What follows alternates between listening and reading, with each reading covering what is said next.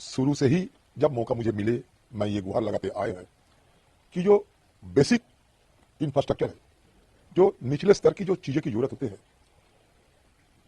सवारी को सुरक्षित अपना गंतव्य स्थल पहुंचाने के लिए उसमें ज्यादा ध्यान तवज्जो देने की जरूरत है। ज्यादा बुलेट ट्रेन करके हमारा रोजाना हिंदुस्तान की रेल की पटरी से अब चौंक जाओगे कि 25 लाख सवारी रोजाना सफर करते पड़ गए हैं।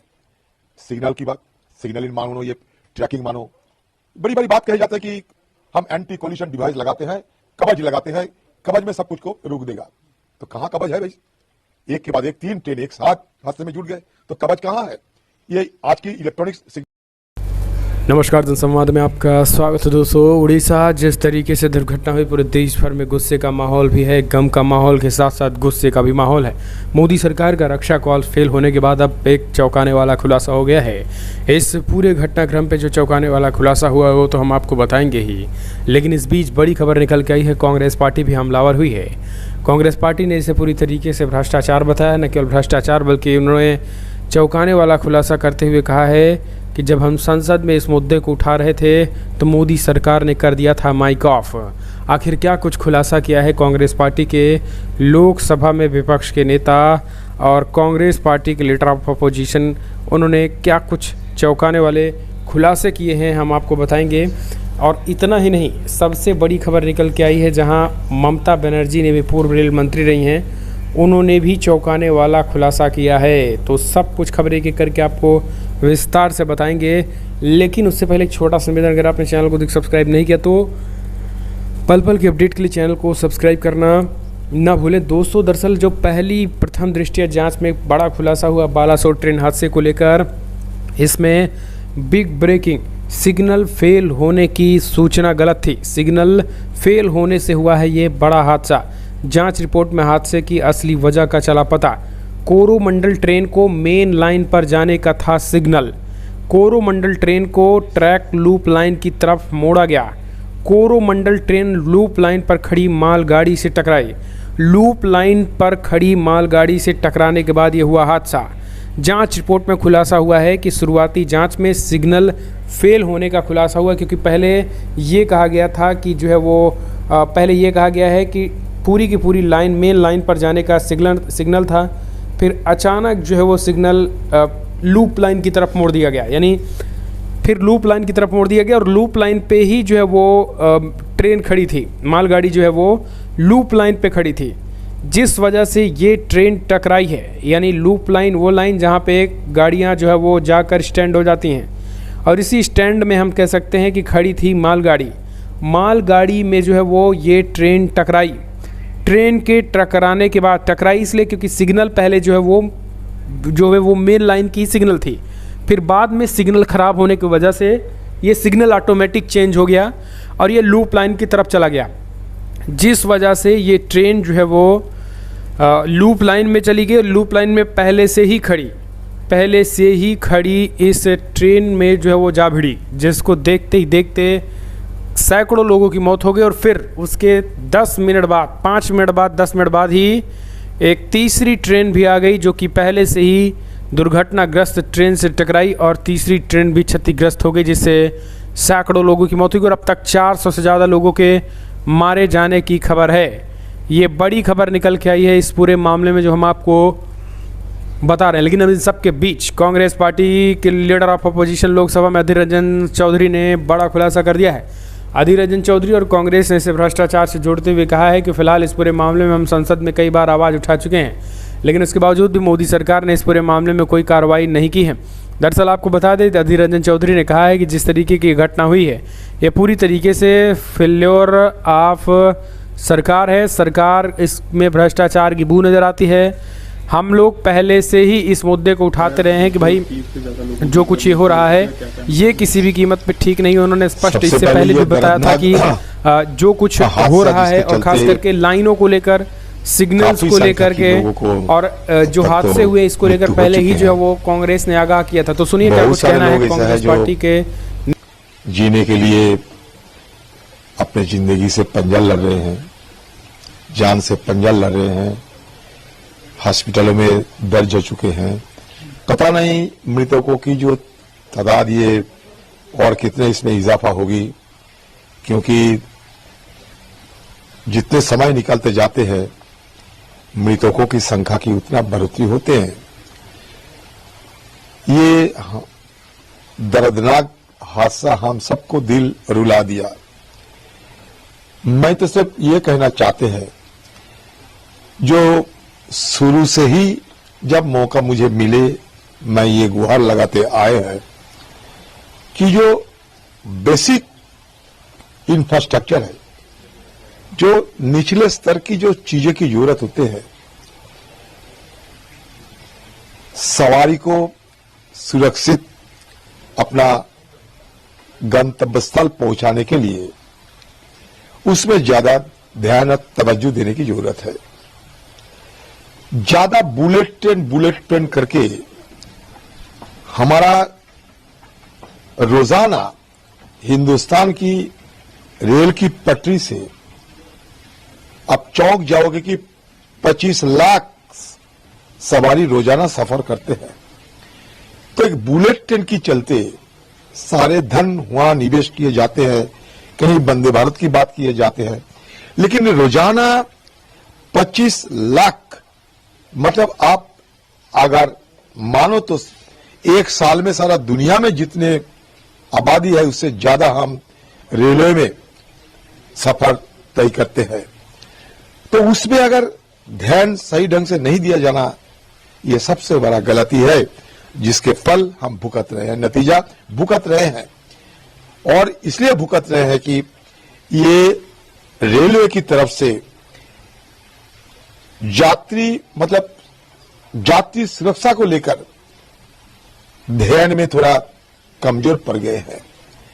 सिग्नल की बात, सिग्नलिंग मानो, ये ट्रैकिंग मानो, बड़ी बड़ी बात कही जाती है कि हम एंटी कोलिशन डिवाइस लगाते हैं, कवच लगाते हैं, कवच में सब कुछ को रोक देगा। तो कहां कवच है भाई? एक के बाद एक 3 ट्रेन एक साथ हादसे में जुट गए, तो कवच कहां है? ये आज की इलेक्ट्रॉनिक सिग्नल के सिस्टम में इतने सारे निरीक्षण की सारे हमारे पास धन मतलब सारे हमारे मशीनरीज है, सारे इक्विपमेंट है, सारे इंग्रेडिएंट्स है, फिर भी क्यों नहीं हम सफल हो रहे हैं ये हादसा को रोकने के लिए? गलती कहां है? एक कमेटी बना दोगे और 2-4 को बोली का बकरी बना दोगे। आप जानते हैं कि जो लोग सुरक्षा में सबसे ज्यादा भागीदारी लेते हैं वहां कॉन्ट्रैक्ट लेबर आ चुके हैं। कर्मियों की मतलब संख्या में कटौती किए जाते हैं रेल की पैसा बचाने के लिए। तो रेल की पैसा बचाने के चलते कॉन्ट्रैक्ट लेबर जहां जहां हमारे उपयोगी मतलब व्यक्तियों को जरूरत होते हैं वहां कटौती के चलते वो नहीं है। हजारों तादाद की पोस्टिंग खाली पड़े हैं, तो बचाएगा कौन? सुरक्षा देगी कौन? सुरक्षा की सारे इंतजाम करेगा कौन? और इसका नतीजा हम भुगत रहे हैं। तो इसलिए हम देश की सरकार को यह गुहार लगाना चाहते हैं कि बुलेट ट्रेन तो होगा, कब होगा पता नहीं, बुलेट ट्रेन है और बेसिक चीजें हैं। बुलेट को ज्यादा तवज्जो दिया जाओगे या बेसिक चीजों पर ज्यादा ध्यान दिया जाएगा, ये सवाल आज खड़ा हो गया है। मैं ये मेरी तरफ से इसके लिए काफी दुख वेदना हम व्यक्त करते हैं। ये सही मायने में हम सबको दिल रुला देते हैं। पता नहीं कितने लोगों की और जान गंवाने बाकी है। और ज्यादातर मैं बंगाल के एमपी हूं, ज्यादातर ये जो सफर कर रहे थे वो बंगाल के लोग हैं, क्योंकि बंगाल से लोग साउथ इंडिया जाते हैं मरीज लेके इलाज कराने के लिए आते भी है। काफी मरीजों की संख्या होगी मुझे लगता है। तरह तरह की इस तरह की खबर तो आ रहे हैं और बेचैनी भी बढ़ रहे हैं। तो क्या लगता है कारण तो यही है, सुरक्षा की इंतजाम में खामियां, सुरक्षा के इंतजाम में खामियां की चलती है हो रहा है और कुछ नहीं। जो जितने तर्क अभी दिया जाते हैं ठीक है, अभी कहेगा कि ह्यूमन एरर है या टेक्निकल एरर है, टेक्नोलॉजिकल एरर है, तरह तरह की बात तो अभी होते रहेंगे, क्योंकि अभी सारे देशवासियों को आंखों में धूल झुकने के लिए काफी प्रयास होगी। हमारे रेल मंत्री वो खुद बड़े टेक्नोलॉजी में काफी माहिर है और हमारे प्रधानमंत्री तो हर चीज में टेक्नोलॉजी लाते हैं, डिजिटल इंडिया बना देते हैं। अरे डिजिटल इंडिया बनाओ जरूर, लेकिन निचले स्तर पे रोजाना जो मिट्टी में बैठ के काम करते हैं, जमीन पे बैठ के काम करते हैं, और जमीनी स्तर पर सबसे ज्यादा सुरक्षित देने की इंतजाम है। और जमीनी स्तर पे हमारे एक एक जो व्यक्ति रहते हैं उन पे ज्यादा ध्यान देना चाहिए। आपने का काम वही तो कह रहे हैं, हमारे जमाने में, यूपीए जमाने में सबसे ज्यादा ध्यान यही दिया। हम बुलेट ट्रेन में तो ज्यादा ध्यान नहीं दिए। रोजाना 25 लाख सवारी, मतलब मान लो कि 90% से ज्यादा जिस पटरी पे चलते हैं हमारे। अगली एक और अपडेट निकल के आई है। बालासोर हादसे पर लालू प्रसाद यादव का धमाका, बोले दोषियों को सजा मिलनी चाहिए। ये दरअसल पूर्व रेल मंत्री रह चुके हैं लालू यादव। उन्होंने कहा है कि इस तरीके की चीज़ें नहीं होती हैं और ये एक दिन में नहीं होंगी, इसके पहले भी कई खामियां रही होंगी।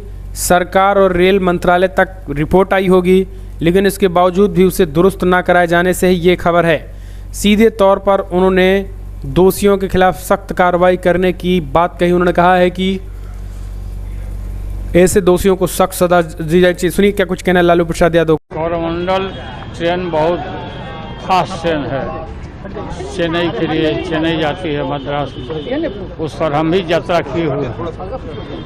किस तरह से इन लोगों ने लापरवाही बरता, सावधानी नहीं बरता और इतना बड़ा संख्या में कैजुअलिटी हो गई है। जो खबर है लगभग 800 लोगों की मृत्यु हुई है, बेसी भी होने की काफ़ी संभावना है। इसकी उच्च स्तरीय जांच कराया जाए और पूरा जो दोषी लोग हैं इसमें जिसकी संलिप्तता है उस पर कार्रवाई करना चाहिए और मृतकों के आश्रितों को 10-10 लाख रुपया का मुआवजा और घायलों को 5-5 लाख रुपया मुआवजा दिया जाए। लगता है सर बड़ी लापरवाही हुई है, बहुत बड़ी काफी लापरवाही, संख्या में लोगों की काफ़ी बड़ी लापरवाही हो रही है। रेल को चौपट कर दिया। अगली एक और अपडेट, ममता बनर्जी ने भी बोला बड़ा हमला। ममता बनर्जी ने इसे बताया पूरी तरीके से फ्यूल, कहा ट्रैकर डिवाइस क्यों नहीं लगाया गया था। दरअसल ममता बनर्जी भी रेल मिनिस्टर रह चुकी हैं, तो उन्होंने चौंकाने वाला खुलासा किया है। उन्होंने तो जो है वो रेल मिनिस्टर के सामने ही उन्होंने कहा कि इस पूरे मामले में जो है वो रेल ट्रैकर डिवाइस लगा होता है, जिससे ये पता चल जाता है कि आखिर कितनी दूर पर जो है वो ट्रेनें हैं। दुर्घटनाग्रस्त होने के बाद ममता बनर्जी ने कहा शायद इसमें ट्रैकर डिवाइस नहीं लगी थी, जिस वजह से ये घटना हुई है। और 21वीं सदी में इस तरीके की घटना दिखाती है कि हमारा रेल विभाग अभी भी कितना जो है वो पुअर है। केवल हम बड़ी बड़ी बातें करते हैं, फ़ोटो जीवियों की तरह फ़ोटो लेते हैं, लेकिन अभी भी उसमें कोई भी अपडेशन नहीं कर रहे हैं। तो ममता बनर्जी ने जमकर रेल मिनिस्टर के सामने अपनी भड़ास निकाली।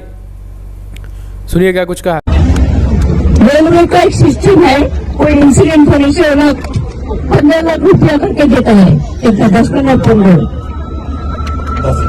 10 देता है, अभी 10 देता है। हॉट स्टेट का जो अभी मर गया, हॉट स्टेट तो उसको मदद करेगा। फिर हमारा स्टेट से ज्यादा है, हम भी वो परिवार को हमारा स्टेट का जो है 5 लाख करके हम देंगे।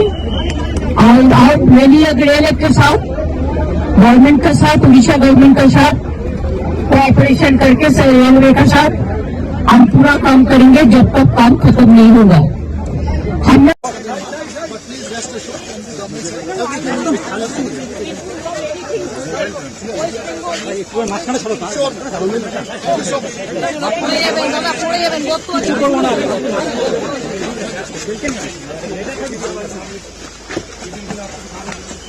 थोड़ा साइड में हो जाएगा।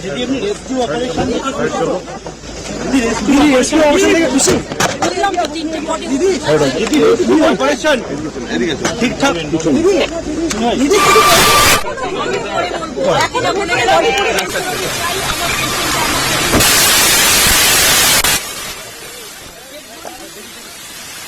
अगली एक और अपडेट निकल के आई है। फिलहाल सेना ने चौंकाने वाला खुलासा कर दिया है।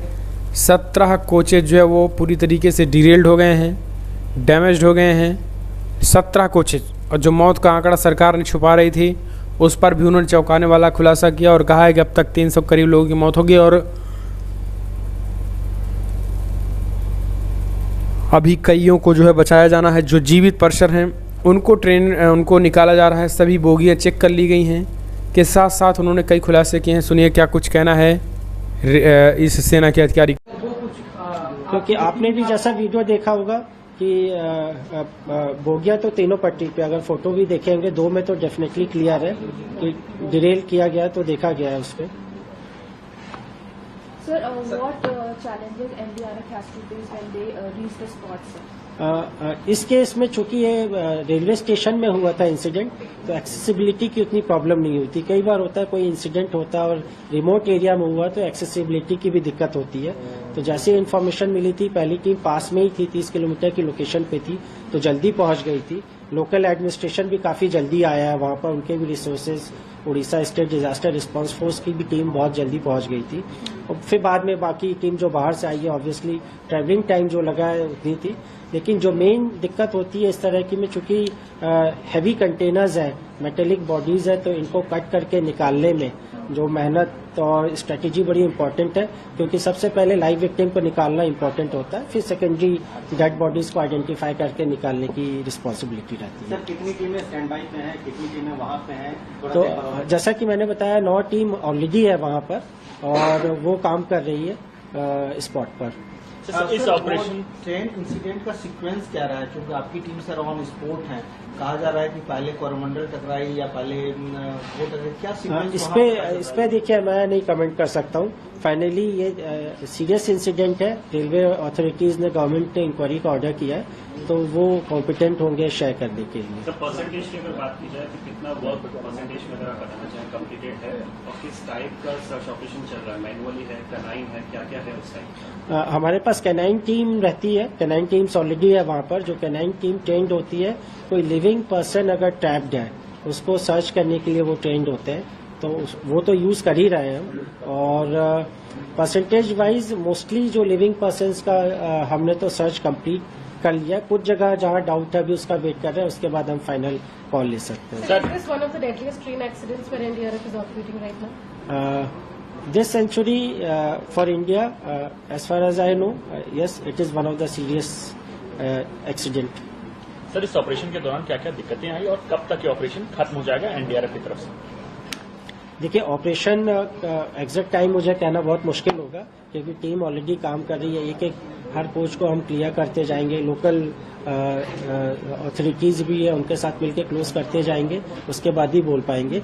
लेकिन कितना बोगी है वो पड़ा हुआ है? 17 बोगी का 17 कोचेस की जानकारी है जो डिरेल हुई है और सीवियरली डैमेज हुई है। ऑलमोस्ट हमने सब चेक कर लिया है, और जो इतने लिविंग पर्सन्स निकाल सकते थे निकाल लिए। अभी जो कुछ में है जो बिल्कुल एक दूसरे के ऊपर चढ़ गई है, बिल्कुल दबे हुए हैं, जहाँ नीचे के एक्सेस नहीं कर पा रहे, जिसमें हम अभी कह नहीं सकते हैं, वो 1-2 कोच और हो सकते हैं। बाकी हमने सर्च कर लिया। मतलब